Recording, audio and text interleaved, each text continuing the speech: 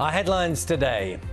History beckons for the Lionesses as they prepare to face Spain in England's first Football World Cup final for nearly 60 years. It's results day for students getting A-levels, B-Techs and T-levels. There's a warning that some grades are set to drop for a second year running. The family of a pregnant woman killed by a speeding driver is given the go-ahead to challenge her killer's sentence for being too lenient. Good morning. They are a divisive subject for many people. I'll be looking at clean air zones, the arguments for and against, and the impact they're having on cities and businesses up and down the country. Good morning. A first trophy of the season already for Manchester City as they beat Sevilla on penalties in Athens to be crowned European Super Cup champions. Well, official figures show that the rate of inflation in the UK fell to 6.8% in the year to July. Now, that's down from 7.9% in June. Britain's Chancellor Jeremy Hunt said that the drop showed the government's plan for the economy was working. But Labour warned many families were still finding things very difficult. A man has been arrested as part of an investigation into a major data breach at the police service of Northern Ireland. They have detained a 39-year-old man on suspicion of collection of information likely to be useful to terrorists. The PSNI has apologized for mistakenly revealing details of all of its 10,000 staff last week.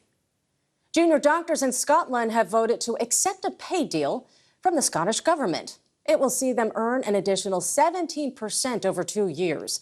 It means Scotland is the only part of the UK to avoid strike action by NHS workers.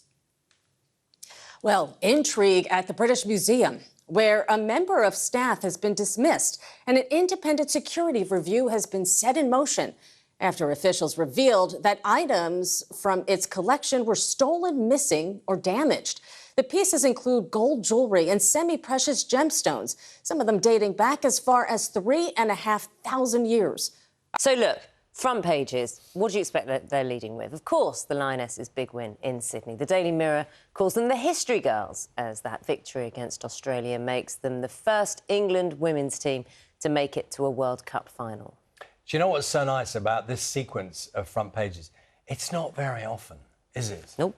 In this world that we live in, that you can have England and football and delight and success as a front page story with these great images. So Telegraph here carrying the image of Rachel Daly and goalkeeper, of course, Mary Earps, celebrating the 3-1. It's a great picture, that, isn't it?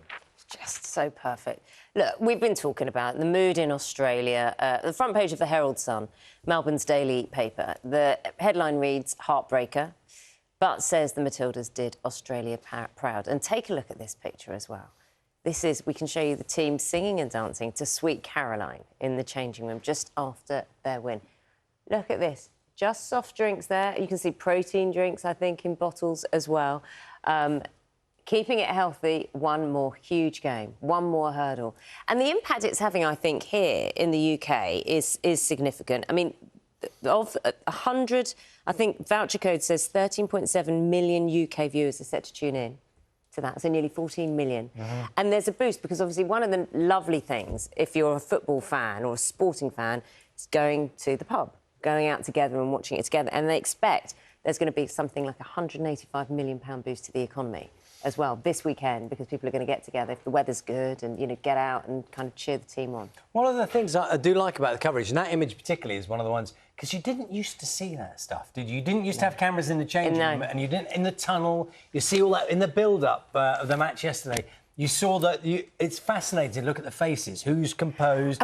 Who's looking around? It's always really interesting. And we get to know them a bit more when you see those behind the scenes, don't you? Get to know those characters. Let's take a look at the front pages of this morning's papers then. And the Metro leads with England's Golden Girls after England's victory over Australia in yesterday's World Cup semi-final. The Eye also featuring the Lionesses' triumph. The Daily Mirror dubs England's football stars the History Girls. And The Guardian describes how the Lionesses are surging into the World Cup final.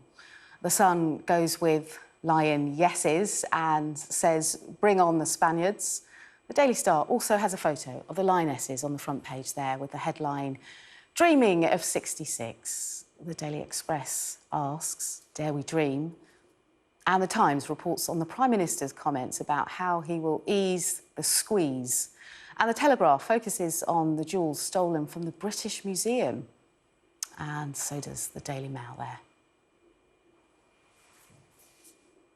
And if you want to see any of those front pages again or read the stories, scan the QR code on the screen.